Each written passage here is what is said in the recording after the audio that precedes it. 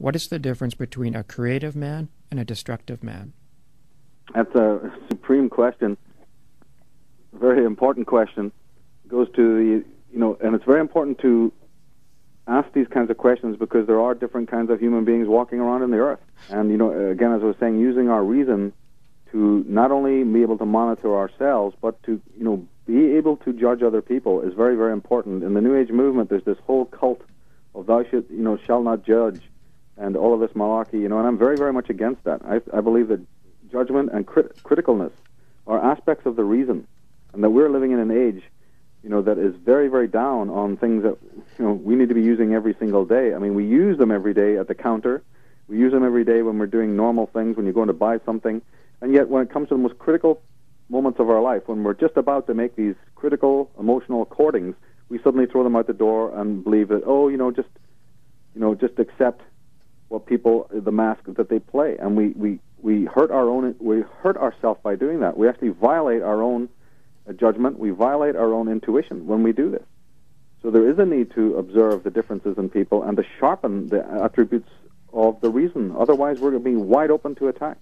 But getting specifically to your question, it really boils down to Arno Gruen is a psychologist that I think summed it up perfectly, in which he talked about the difference between the outer-directed and the inner-directed person.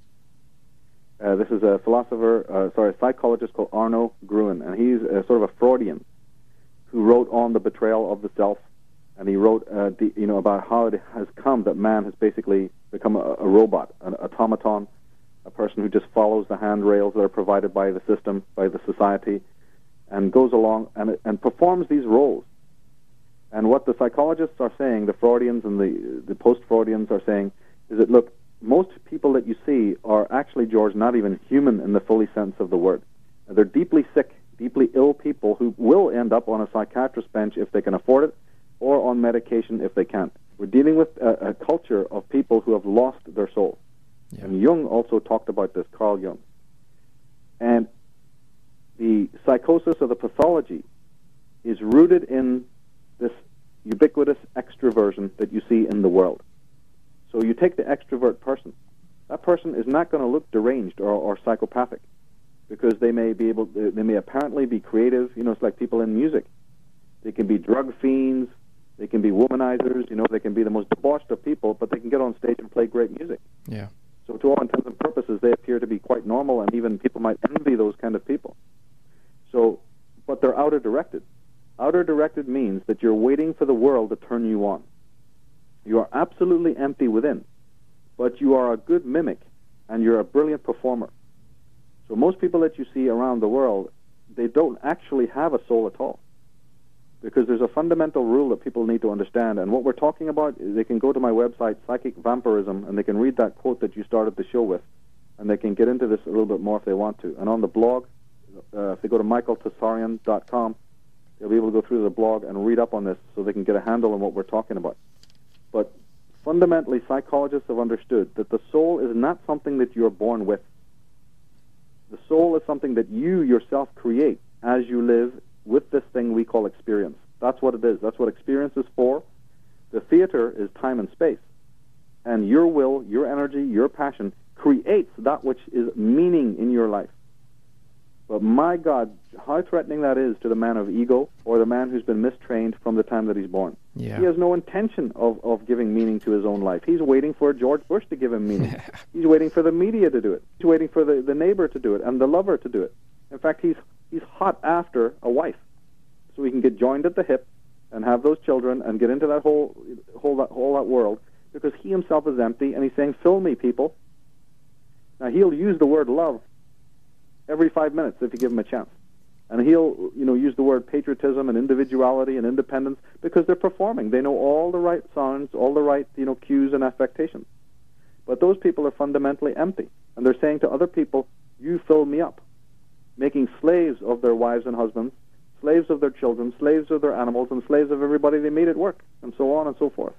The creative person is the inner-directed person, who can live in the world and enjoy the stimuli. It's not that you become a hermit or a monk. No, he can enjoy the movies and the music and the larks and the fun and all that the world has to offer. But he is not empty should that stuff not cease to exist. It doesn't guide him. He has an inner life, an inner enriched place that just, works. Yeah. He's able to manufacture and create for himself what is needed. Culture, civilizations at one time were able to do that, long before the time of, the entertainment industry. People performed, people dressed up, people did mimicry, people did puppet shows, people composed music, you see. People sat around the fire and told stories. They entertained one another. They entertained each other. The individual must have an inner life. Yeah. That person is much less likely to be vampire. He's going to be heavily vampirized, but he's a person who is full of his own enrichment. Now, the psychologists have discovered that of the two kinds of person, the extrovert or the introverted kind of person, the extroverted people are the easiest to hypnotize by far. So what does that tell us? It tells us, for one thing, not that extroversion itself is bad, but the ubiquitously, extrovert person is already under hypnosis. He's already a person who's bought into a lie, bought into the collectivized stuff, which is the fashions, which is this maniacal, the fashion statement is one thing, is one version of this. It's not the only one. So it's not like, you have to blame people who are into fashions, but fashion is one aspect of the consensus, that you have no sense of self whatsoever, that you've got to be, what the world is telling you and what the media, is throwing at you. Mm-hmm. But it goes way deeper than that. And therefore, the person who is inventive, they are these extroverted people who know how to jump through the hoops. It's exactly the same thing you get in the academic world, the people who jump through all the hoops that the state provides and say, well, now I got a PhD, I must know things. Yeah, can regurgitate well. Yeah, but I must be intelligent, because look, they've given me my medal. They pinned me, they pinned a medal on me. They've told me I'm a PhD. I must actually know something. Yeah, I have all these letters after my name. That's it. And yet they know nothing. There's not even a single creative person amongst most of them. And they're not mavericks. In fact, they'll go after the mavericks. Those people now believe that they're the academic police who are going to tell the Immanuel Velikovskys and the Dr. Wilhelm Reichs that they don't matter. You see, so we have this kind of tyranny going on in our world. Yeah. The creative person, he's completely different creature. Completely different creature. He's inner-directed. He's not waiting for the stimulus to turn us on, and he's not playing a role. He's not performing.